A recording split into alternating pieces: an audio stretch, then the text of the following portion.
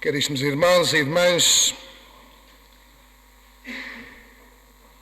ao iniciar esta partilha convosco, eu gostaria de começar por contar-vos uma pequenina história. E a história é a história de um escultor. Um escultor é um homem, todos nós sabemos, que faz obra de arte, peças. Um escultor que um dia esculpiu uma estátua que era tão bela, tão bela, tão bela, que toda a gente que olhava para aquela estátua parecia que conseguia contemplar na estátua a sensibilidade, a alma do artista. E a estátua era tão bela, imaginemos, por exemplo, aqui na Moita, e o Presidente da Câmara deixou-se encantar, comprou a estátua, e na praça principal ergueu um grande pedestal para colocar a estátua.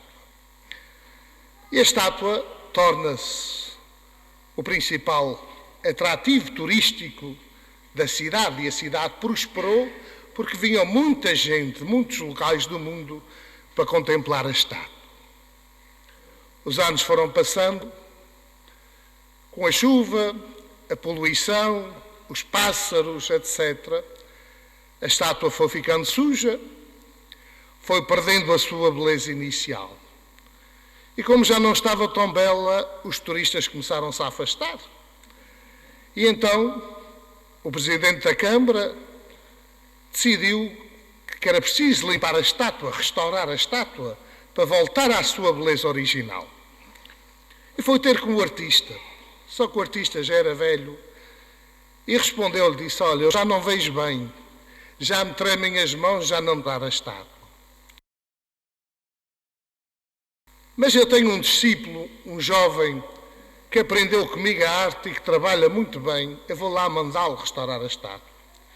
E nós sabemos como é que fazem os políticos, não é? Tapa-se tudo, que é para depois poder fazer uma grande inauguração, no fim, taparam a estátua, o jovem lá trabalhou no restauro da estátua, chegou o dia da inauguração, quando destaparam a estátua, ficou toda a gente de boca aberta. Porque a estátua estava ainda muito mais bela do que era antes. E a história acaba aqui. A história é só isso. Agora precisamos perceber o sentido da história. Quem é o escultor? O escultor é Deus. Quem é a estátua? A estátua somos nós. E sabeis porque é que a estátua belíssima? Porque foi esculpida, moldada à imagem e semelhança de Deus. Muitas vezes nós, homens e mulheres, andamos nesta vida à procura de ver sinais de Deus, de querer ver Deus, milagres, coisas extraordinárias, e ainda não aprendemos que basta contemplarmos as pessoas, aquele homem, aquela mulher que está ao meu lado, porque é a imagem e semelhança de Deus. Ali está Deus. Ali nós vemos Deus. E depois, e a sujidade, que tira a beleza à imagem? É o nosso pecado. É aquilo que nós fazemos de mal neste mundo. Aquilo que nos destrói a nós mesmos, a nós próprios, que destrói as nossas relações com os irmãos, com Deus, com a vida. Aquilo que nos tira a dignidade humana. Por pecado é aquilo que nos tira a nossa dignidade humana. E o restaurador? O restaurador é Cristo. Foi Ele que veio limpar este pecado. E foi limpo de uma forma muito especial. Nós não fomos lavados nem com produtos químicos, nem lexívia, nem água. Os nossos pecados foram lavados com o sangue do Filho de Deus, assumindo, digamos assim, na nossa humanidade. E agora? E porquê é que ficou mais bela a estátua? Porque continuamos a ser imagem e semelhança de Deus. Mas a partir do restauro, da restauração em Cristo, passamos a ser filhos de Deus. E agora apetecia-me dizer como o Fernando peça que Deus tenha. E essa, hein? E essa. É isto que nós estamos a celebrar, irmãos e irmãs. A religião cristã é isto, é esta história que aconteceu. É um projeto. Nós somos a coisa mais bela que Deus fez. Nós somos uma obra de arte. Eu convido-vos a olhar uns para os outros e vejam com olhos de ver se já viram alguém igual na vossa vida. Nunca, mas nunca, existiu ninguém igual. Vejam a grandeza do artista. E às vezes nós até dizemos, fulano é feio. Não existe gente feia. A beleza é um conceito nosso. Somos todos belos, lindos. Podemos ser gordos, magros, como quisermos. Eu, graças a Deus, sou muito feliz por ser assim. Podemos ser como formos, mas somos belos porque somos filhos de Deus, imagem de Deus. E isto tem implicações muito grandes. Deus ama-nos, criou-nos num ato puro de amor. Deus ama-nos de tal maneira que se faz homem, assume a nossa humanidade, vem do céu à terra, encarna, faz-se carne, torna-se carne da nossa carne, ossos dos nossos ossos. Vejam a grandeza do mistério da nossa fé. E Ele não veio só, podemos dizer assim, para morrer numa cruz e ressuscitar. Quis continuar presente no meio de nós. E continua porque Ele está aqui, vivo e verdadeiro no meio de nós. E onde é que Ele ficou? Na sua igreja. Uma igreja que é fundada sobre os apóstolos. É estes apóstolos que nós ouvimos no Evangelho. Enviou-os 2 a 2 a anunciar, a pregar a boa nova da verdade. Porque só existe uma verdade. E a única verdade que existe, que nós podemos afirmar como verdade, é a existência de Deus, o mistério do Deus encarnado na história, a sua morte e a sua ressurreição e a sua palavra. O resto, a verdade humana, hoje a verdade, amanhã já não é. O que era verdade para os nossos antigos, hoje deixou de ser verdade. Por exemplo, aqui os mais velhos lembram-se que noutros tempos tinha que se comungar na boca. E não se podia tocar nos dentes, que era um pecado mortal. E depois engolia-se e depois ficava-se com a partícula colada no céu da boca, que às vezes era uma dificuldade enorme que as pessoas tinham. E ficavam com problemas complexos de consciência. Para os que viveram e ensinaram isso, foi uma verdade. Agora, para nós hoje, que fomos compreendendo melhor o mistério da nossa fé, já não é uma verdade. Porque era uma concepção da presença real de Deus, de Cristo ali, que nós não podíamos tocar com os dentes para não o magoar. E depois é assim. Nós pegamos no mistério da Eucaristia, que vamos celebrar daqui a pouco. O que é que acontece? Acontece que nós vamos repetir a última ceia. E o que é que aconteceu na última ceia? Jesus pegou o pão, partiu, deu e disse, tomai e comei. Ele não disse, tomai e engolei. Ainda há muita gente que tem medo de tocar com a partícula nos dentes. Não tenham medo. Saboreai e vede como o Senhor é bom. Saboreai, comei, porque é isso que Ele nos mandou fazer. Portanto, é preciso, porque nós também vamos evoluindo, vamos entendendo o mistério da nossa fé. Isto para vos dizer o quê? A nossa igreja depende de nós. Porque, não sei se já perceberam o que é que significa ser a imagem e semelhança de Deus. Não fiquemos a pensar que Deus é igual a nós, que é com esta aparência. Não. Imagem e semelhança de Deus é ser como Deus. E aquilo que nos identifica, que mostra o que é ser a imagem de Deus, é aquilo que nós temos mais sagrado e que Ele nos deu, que é a nossa liberdade. Deus não interfere na nossa vida. Fez-nos igual a Ele, totalmente livres, que somos capazes de dizer sim e não, aceitá-lo ou não aceitá-lo, rejeitá-lo, como Cristo foi rejeitado. Isto é que é ser imagem de Deus. E aqui é que está o fundamental da questão. Aqui é que está o fundamental. E por isso, muitos homens e muitas mulheres o rejeitam. E hoje, porque vivemos neste tempo, vivemos, se calhar, na maior ditadura da história. Nunca ninguém viveu uma ditadura como hoje, a chamada ditadura económica, onde todas as pessoas são controladas em tudo e exploradas em tudo.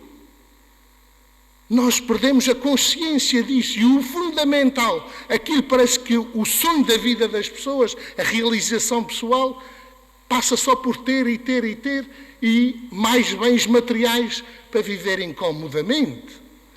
Isto anula a consciência das pessoas, o sentido crítico das pessoas. E por isso as pessoas não entendem. E fizeram. Era isto que eu queria chegar aqui, para vos deixar pelo menos esta mensagem. Tudo o que eu vos disse, procurai fixar aquilo que eu vos vou dizer. Os homens e as mulheres hoje estão a fazer da religião o mesmo que faz a sociedade moderna, do consumo e da economia. Tudo se compra, tudo se vende. A religião, e há muitos católicos que dizem, é tudo igual. É como se fôssemos ao supermercado e temos as prateleiras cheias de produtos e depois escolhemos aquilo que queremos. As pessoas fazem disso da religião, mas não é. A verdade é só esta. Deus veio ao mundo, encarnou, chamou apóstolos, chamou discípulos, já os chamava no Antigo Testamento, como nós ouvíamos o profeta Amós dizer. Chamou-os, enviou-os, e depois, na última ceia, durante a ceia, disse para Pedro: tu és Pedro, e é sobre esta pedra que eu construo a minha igreja. É sobre esta pedra. Não há outra igreja de Cristo. Só há uma, a que ele fundou. A única igreja de Deus. As outras são dos homens, inventadas pelos homens. Não foram construídas por Cristo, nem por Deus. E mesmo, porque esta é a verdade fundamental, mesmo que dentro da igreja fundada por Cristo haja pessoas que fazem mal, escândalos, erros, seja de papas, seja de bispos, seja de padres, seja de freiras, seja de leigos responsáveis, qual é o problema? Isto não anula nada, nem mexe com a nossa igreja. Porquê? A igreja é pecadora, é feita por pecadores. Ninguém é perfeito. Nós não somos perfeitos. Como é que um cristão pode exigir a um padre, a uma freira, a um bispo que seja perfeito se ele não é perfeito? As funções é que são diferentes. Eu estou aqui convosco a celebrar a Eucaristia. Não pensem por eu ser padre que sou mais perfeito que vós, que não sou. Sou tão pecador como vós. Estamos todos a caminho, pedindo ao Senhor que nos ajude a transformar o coração, a converter-nos. Foi isso que os apóstolos foram anunciar. Pregar o arrependimento dos pecados, mas nós somos fragilidade humana. E estamos sempre a falhar. Quantos de vocês, quando se vão confessar, não dizem assim: mal acabam de sair, já estamos a pecar? E vão-se confessar a segunda vez ao seu padre. É sempre a mesma coisa. É sempre, olha, os mesmos da outra vez. Porque é sempre a mesma coisa, porque é a nossa fragilidade humana. E é isto que nós temos que tomar consciência. Isto é importantíssimo, porque assim é que nós construímos a nossa igreja. É claro que estamos todos a caminho. E não termos medo dos nossos pecados nem das nossas fragilidades, porque nós não somos perfeitos. Perfeito a Deus foi Jesus Cristo e foi Maria Santíssima por uma graça especial. De resto, não há mais ninguém perfeito. E não pensem que o Santo Padre, por ser o Santo Padre, que é mais perfeito do que nós, porque não é. Somos chamados Era o que nós ouvíamos na palavra da carta aos Efésios. Destinados a uma coisa, a ser santos. Mas ser santo não é ser perfeito. Compreendem isso? Ser santo não é ser perfeito. Ser santo é assumir a fragilidade, a compreender e aceitar as imperfeições e trabalhar estas imperfeições num caminho de aperfeiçoamento e de aproximação a Deus, que sabemos que nunca vamos alcançar. Porque eu digo-vos, irmãos e irmãs, se fôssemos perfeitos, não precisávamos de Cristo para nada. Não precisávamos que Ele tivesse morrido na cruz. Nem precisávamos celebrar a Eucaristia pelo perdão dos pecados.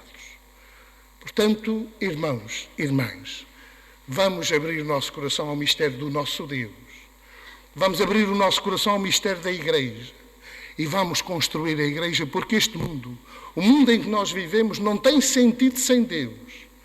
O coração humano não tem esperança se não tiver Deus. E que nós vemos hoje, na cultura do nosso tempo, se calhar mesmo aqui no vosso meio, que as pessoas que se afastaram, que se foram afastando de Deus, e mesmo alguns que se dizem que estão na Igreja, mas se calhar têm o coração muito longe de Deus, depois as suas atitudes, a sua forma de vida é completamente errada. Vivemos no tempo em que, já disse há pouco e torno a repetir, a maior parte das pessoas, o único interesse que tem é dinheiro, bens materiais. A pessoa deixou de valer nada, até mesmo dentro das famílias. Já não serve, descarta-se, empurra-se para os lares, os filhos já não querem saber dos pais e nós percorremos os lares de terceira idade e às vezes passa-se 1 mês, 2 meses, 3 meses, 1 ano, e estão lá o pai e a mãe e nós não vemos um filho nem ninguém de família, digamos, a visitá-los. E nós vemos o sofrimento, particularmente dos nossos idosos no nosso tempo, a solidão terrível, depois de terem dedicado uma vida a gerar filhos, a criar vida, e depois são descartados como se fosse um bocado de lixo que já não serve para nada. Irmãos, ser cristão é empenhar-se. Construir a Igreja não é só vir à missa, nem rezar, nem muitas orações.